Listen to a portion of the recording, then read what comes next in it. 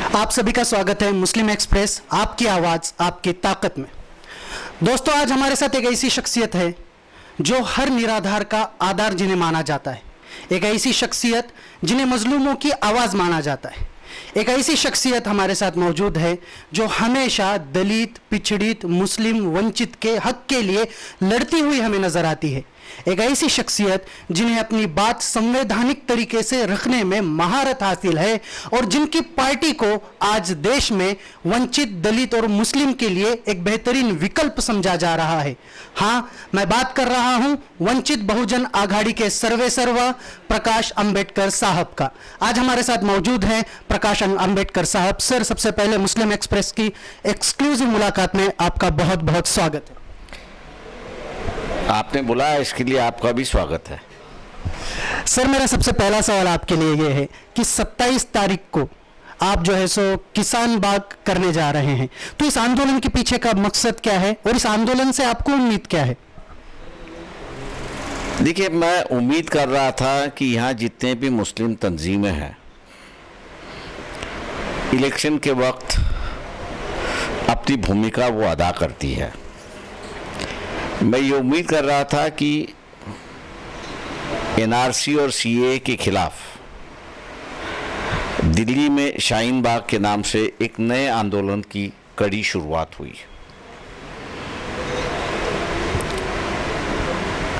महिलाओं ने शुरुआत किया हुआ वो एक आंदोलन था। दिल्ली के मुस्लिम समाज ने उसको काफ़ी बड़ी पैमाने पर सहयोग दिया।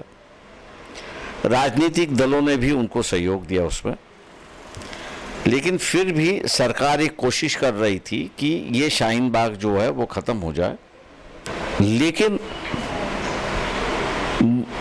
सिख समाज के जो जत्था होते हैं उन जत्थाओं ने एक भूमिका ली कि शाहीन बाग के आंदोलन को हम लोग पूरी तरह से समर्थन कर रहे हैं, और सिर्फ समर्थन नहीं कर रहे हैं तो उनकी सुरक्षा के लिए हम यहाँ से 10,000 जत्था जो है वो निकल चुका है। दिल्ली के शाहीन बाग में पहुँचे और वहाँ पर भूमिका ली कि इन महिलाओं को अगर हटाना है, शाहीन बाग के लोगों को अगर हटाना है, तो आपको हमसे पहले मुकाबला करना होगा और उसके बाद में इनसे करना होगा।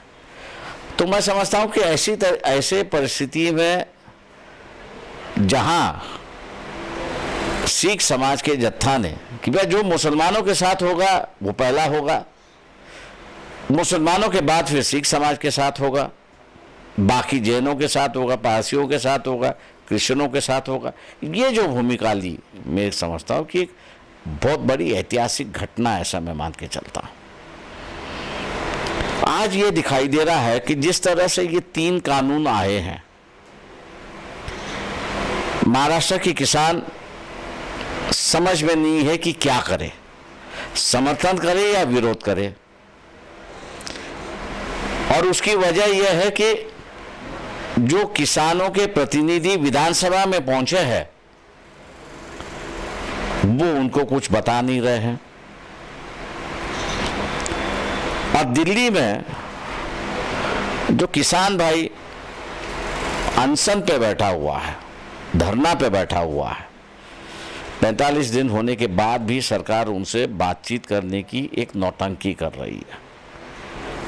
आज भी जो बयान आया है उसने ये कहा कि आपको क्या संशोधन चाहिए ये बताओ, लेकिन किसानों की भूमिका ये भी है इसको तुम रद्द ही करो। वो संशोधन की बात नहीं कर रहे, वो रद्द की बात कर रहे हैं। और ऐसे वक्त में मैं मान के चलता हूं कि जब शाहीन बाग में सिखों के जत्थों ने उसको समर्थन दिया, आज मुसलमानों के पास मैं एक मानता हूं कि एक मौका आया है।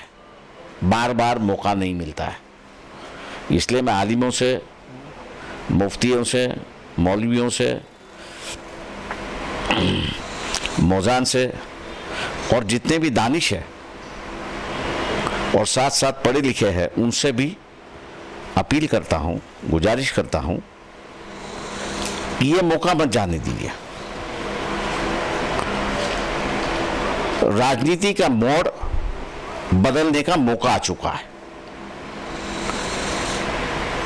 अगर मुस्लिम समाज बड़ी तादाद में, मैं उम्मीद, जैसे मैंने कहा कि मैं आलिमों से बात कर रहा था, जितने भी तंजीम है उनसे बात कर रहा था, और उनसे ये मैं आग्रह कर रहा था कि आप इस भूमिका लीजिए कि जो भूमिका आज वंचित बहुजन आघाड़ी ने ली है। जिन तंजीमों ने जब भूमिका नहीं ली, तब वंचित बहुजन आघाड़ी के जो मुस्लिम कार्यकर्ता है उनका ये आग्रह था कि हम लोग जो है ये आंदोलन अब वंचित बहुजन आघाड़ी के बैनर से करेंगे, और इसलिए 27 तारीख को जो है वो किसान बाग का आंदोलन का अनाउंस हो गया। और उसकी वजह ये है, ये मौका हम लोग गंवाना नहीं देना चाहते थे। मुस्लिम समाज किसानों के लिए अगर शाहीन बाग की तरह किसान बाग अगर यशस्वी करता है, कामयाब करता है, तो यहाँ राजनीति का नया मोड़ शुरुआत होता है। आज जो धर्म की राजनीति है और धर्म के राजनीति की ही बात चलती है, उस एजेंडा को बेदखल कर देगा, नज़रअंदाज कर देगा, और नए एजेंडा की शुरुआत होगी कि क्या मुस्लिम और किसान, इन दोनों की नई रंजिश तो शुरुआत नहीं हो रही है, नया कोई विचारधारा तो नहीं आ रही है, और इस देश में इसकी चर्चा शुरुआत होगी कि अगर मुस्लिम और किसान जो है एक नई राजनीति अगर शुरुआत करना चाह रहे हैं, तो इसका परिणाम क्या होगा, इसकी चर्चा होगी। और इसलिए 27 का आंदोलन जो है, किसान बाग का आंदोलन जो है, वो अहम आंदोलन मैं मानता हूँ। अगर ये कामयाब हो गया तो इस देश की राजनीति का एजेंडा ही बदल दिया, ऐसा मैं मानता हूँ। सर, आने वाले दिनों में औरंगाबाद में महानगर निगम चुनाव है, तो इन चुनावों में मुस्लिम समाज आपके तरफ क्या जुड़ेगा? आप क्या मुस्लिम कैंडिडेट को प्राधान्य देने वाले हैं इन चुनावों में? देखिए, 19, 20 या 26 कैंडिडेट मुस्लिम समाज से चुन के आते हैं। इनका जो है वो बैनर बदलते रहता है, कभी कांग्रेस के नाम से, कभी एनसीपी के नाम से, कभी एमआईएम से नाम से, और अगर मान लो इस बार हमारे साथ में आए तो वंचित बहुजन आघाड़ी के साथ में। मैं मुस्लिम समाज से ये कहूँगा कि आप रुख बदलने की बात क्यों नहीं करते, आप प्रतिनिधि की बात क्यों करते हैं? आज ज़रूरत है रुख बदलने की बात है, और यही अगर देखने का नज़रिया अगर बदल गया तो शायद मेरे ख्याल से इस देश की राजनीति का नया नक्शा हम लोग देख सकते हैं यहाँ पर। इसलिए मान लीजिए पिछले इलेक्शन में मुस्लिम समाज जो है वो एमआईएम के साथ में चले गया, हासिल क्या हुआ? तो कुछ भी नहीं। एमआईएम जब हम लोग के साथ में आई और कहा कि नहीं, औरंगाबाद हमको लड़ना है, तो जीत हासिल हुई। फिर दिमाग घूम गया, साथ छोड़ दिए और अलग अलग हो गए। अब जो कांग्रेस और एनसीपी औरंगाबाद में नहीं कर सकी पिछले 6 इलेक्शन में, लोकसभा के इलेक्शन में, वो एक ही इलेक्शन में वंचित बहुजन आघाड़ी ने दिखा दिया कि वह मुसलमानों को भी, हिंदू का तबका जो है वो वोट देने के लिए तैयार है, लेकिन सही तरीके से मुस्लिम समाज की राजनीति होनी चाहिए। मैं आज भी वही कह रहा हूं मुसलमानों को वोट ट्रांसफर करने वाली वंचित बहुजन आघाड़ी थी। जिस तरह से प्रचार चल रहा है औरंगाबाद के नामांतर को लेके, मुसलमान कभी इस बात का कभी सोचता नहीं है कि जिसने मुस्लिम कैंडिडेट को वोटिंग दिया उसकी क्या तकलीफें होंगी। आज कामयाबी एक तरफ से हुई, कामयाबी दूसरी तरफ से नहीं हुई। जो हिंदू समाज का जो सेक्युलर वोटर है कि वो ये चाहता था कि असेंबली में ही इसकी तस्वीर बदल दे, वो मेरे ख्याल से वैसे की वैसे रहा है। इसलिए मैं मुस्लिम समाज से आग्रह करता हूँ 26 प्रतिनिधि वैसे आएंगे मुस्लिम समाज के, लेकिन कौन से विचारधारा से आएंगे ये सबसे बड़ी बात होगी। अगर यही सेक्युलर वोट जो मुसलमानों को ट्रांसफर कर सकता है और उसी माध्यम से अगर मुस्लिम जीत के आए, तो मैंने जैसे कहा कि यहाँ सोचने का तरीका ही बदलता है। मुसलमानों ने ध्यान देना चाहिए यहाँ पर कि सोचने के सोच बदलना और सोचने का तरीका बदलना, इस पर आज ज़रूरत है। तब जाकर धर्म की राजनीति का एजेंडा बदल सकते हैं। इंसान और इंसानियत की राजनीति और सेक्युलरिज्म की राजनीति को दोबारा इस देश का एजेंडा हम लोग बना सकते हैं। सर, अगर आप मुस्लिम समाज के बारे में बात कर रहे हैं तो सबसे अहम सवाल मुस्लिम समाज के लिए ये है कि मुस्लिम समाज का शिक्षण, आरक्षण और संरक्षण, इस विषय में आप अपने क्या विचार रखते हैं? मैं इसके पहले कहूँगा कि मुसलमानों ने अपनी राजनीति का आईना देखना चाहिए। ये शिकायतें मेरे ख्याल से 1970 तक नहीं थी। 1970 के बाद क्यों शुरुआत हुई? तो उसकी वजह यह है कि मुसलमानों ने अपनी राजनीति का आईना ही बदल दिया। मुसलमानों का पहला आईना यह था कि जो अपने लिए लड़ता है उसके साथ में हम जाएंगे, फिर चाहे वो कोई पार्टी का हो, लेफ्टिस्ट हो, सेंटरिस्ट हो, सोशलिस्ट हो, ह्यूमैनिस्ट हो, अम्बेडकरवादी हो, गांधीवादी हो, उनके साथ में वो चले जाता था। 70 के बाद आस्ते आस्ते आईना बदलता शुरुआत गया और जीत का आईना आया। उसकी वजह यह हुई कि जीत की वजह से जो मुसलमानों की अहमियत कर सकता था वो शायद जीत मिल नहीं पाता था, और धीरे धीरे मुसलमानों के जो अहमियत करने वाली संगठन थी, विचारधारा थी, कार्यकर्ता थे, वो धीरे धीरे खत्म हो गए। और ऐसी परिस्थिति आई कि मुसलमानों के साथ में बैठ के उनके सवालों को लेके, उनकी समस्याओं को लेके जो इस देश का राजनीतिक एजेंडा बनना चाहिए वो नहीं बदला। मैं मुसलमानों से ये पूछता हूँ कि 1990 में वीपी सिंह ने मुसलमानों की राजनीति यहाँ पर पूरी तरह से बदल दी। दंगों की राजनीति थी उसके पहले। जनता दल उस वक्त की पार्टी थी। जनता दल ने और हम लोग ने मिलकर दंगों की राजनीति खत्म की और शांति की राजनीति आई। मुसलमानों ने जनता दल का और हम लोगों का दामन क्यों छोड़ दिया? इसलिए कि भैया सुकून लाए उसकी वजह से। इसलिए मैं कहता हूं कि मुसलमानों ने अपना आईना देखना आज जरूरी है। जो संगठन, जो विचारधारा इस देश में दंगों की राजनीति खत्म की, उसी विचारधारा को इस देश में सभी ने मिलकर खत्म करवा दिया। और फिर दोबारा बम ब्लास्ट की राजनीति शुरुआत हुई। आज कहीं मैं मान के चलता हूं कि बम ब्लास्ट की राजनीति को रोक लग गई है। बम कहीं फूट नहीं रहे, इसलिए मुसलमान कोई पकड़ नहीं जा रहा है। जो फोड़ने वाले थे, उनके बम जो फोड़ने वाले थे, उनके चेहरे सामने आने लगे हैं। तो वह बम ब्लास्ट की राजनीति खत्म होती जा रही है। ऐसे वक्त में मैं मुसलमानों से आग्रह करूंगा कि दोबारा सेक्युलर राजनीति की शुरुआत यहाँ पर हो सकती है। और जो सेक्युलर वोट है, शांति से औरंगाबाद में भी था। लोकसभा के इलेक्शन ने उसने अपनी ताकत दिखा दी। शांतिपूर्वक उसने जाके वोट किया और एक मुस्लिम कैंडिडेट को जिता दिया। आज मैं मान के चलता हूं कि वो वोटर मुसलमानों की ओर देख रहा है कि क्या मुसलमान मजहब के सवाल से,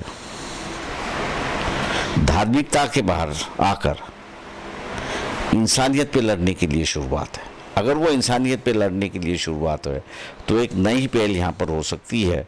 और उस नई पहल जहाँ पर होगी वहाँ पर मैं मानता हूँ कि मुसलमानों के सवाल की छोड़ने की परिस्थिति नौबत होगी।